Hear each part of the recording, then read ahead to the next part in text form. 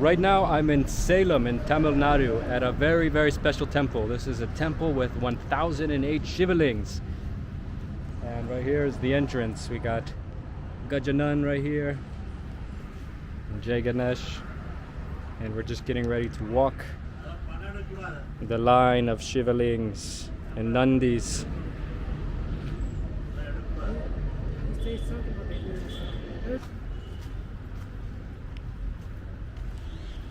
The Shivaling is one of the most powerful symbols that humans have ever created. This right here, this is the Shivaling. It represents the perfect union between the physical world and the spiritual world. You can see the one pillar coming out of the center. And it sits on a cylinder or a square base, which is called the yoni. And the yoni represents the feminine aspect of the universe. It represents the movement of energy, the physical aspect of creation. When the lingam itself represents the unchanging, eternal foundation of reality. Shiva and Shakti are in a divine dance with each other. Although they have their own roles and their own separate qualities, it's actually just lovers making love. The whole universe is a love making. And this place has 1008 Shivalings. And you have Nandi here. Nandi also teaches us the importance of silence. You know, some people, like myself, talk way too much. And I'm constantly searching, trying to find something, seeking, talking, always trying to be something. But the truth is Nandi isn't trying to be anything, it just is. And that's a powerful thing, because what are we really seeking, you know? We're seeking something we already have, which is the eternal place. We are already in the eternity, you know? Just because we're in a changing universe, we get confused because we get hypnotized by the changes. But really, there is something watching all of these things change, and that thing that watches, the awareness, remains unchanged, remains undisturbed from all the flashes on the screen. Really, the screen is who we really are, not the movie playing on the screen.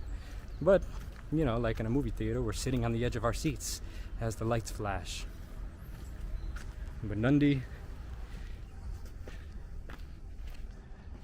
is the silent teacher. Look, the Shivalings just keep going. I have one Shivaling here tattooed on my arm.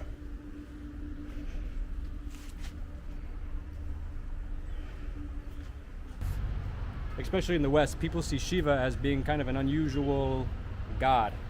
Sometimes he has many arms or heads, or he's just a kind of blue man that's meditating. But this is just a symbol. What Shiva really means is the awakening of the inner self. The inner soul is Shiva, the place beyond changes. For me, this is my favorite symbol, period. Not even just religious symbol or spiritual symbol or philosophical symbol. I feel like it transcends all labels. This is a symbol that represents something almost unspeakable. Really, it tells the story of you and me and the whole universe. It's not even really a symbol, it's a code that is trying to point us towards something beyond ourself, beyond this temporary world. It's trying to point us towards the eternal lovers. And it's so beautiful because it makes life feel like lovemaking, which it is. What's the Shivaling? Did you learn anything? Like, it's also the symbol, to be honest, it's just an idea. Like, there's a tree line, you know, 1, 2, 3. Yep. It could be like the foot, the belly part, and the head. Oh, okay. And there's a red in the middle, and that's been the connection between the legs and the ups to the belly part. It's in the middle. Like, you have energy from here to to going around all your body. That's your interpretation by seeing it? That's what your intuition says? Yeah. That's not a bad intuition. 3 is a very special number because reality has 3 aspects: creation, preservation, and death, destruction.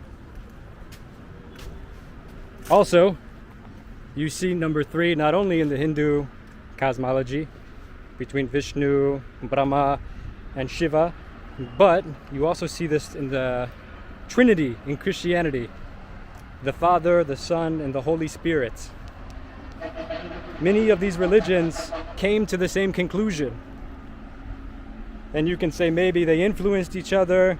Some people think maybe even Jesus came to India and that's where he got enlightened. But I think it's deeper than that. I think there are fundamental truths and they all realized it.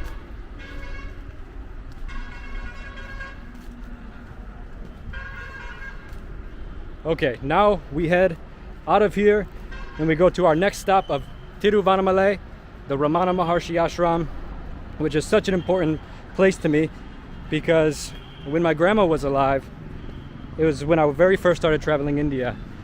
And my grandma would always say, one day you're gonna take me to meet one of those old wise men that sit on the mountaintops.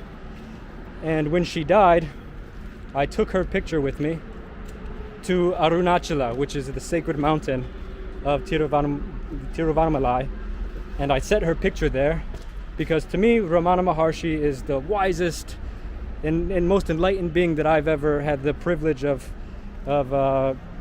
being in the present of the darshan, not physically but through his words and through Arunachala.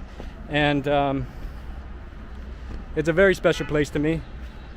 Some of you might not know who Ramana Maharshi is, but to me this is the wise man at the top of the mountain that my grandma would fantasize about. And it's been a few years. My grandma died 5 years ago now, so it's such a privilege and honor for me to go back because yeah, I get to carry her with me there every time I go. So Har Har Mahadev, see you at Arunachala, the physical manifestation of Shiva in this earth. Me and Ramazan are on a crazy adventure around India, so make sure to click subscribe and keep up with this wild trip that we're on. Who's Lord Shiva? Which Lord Shiva means the boss of bosses. The boss of bosses. Yeah. Har Har Mahadev.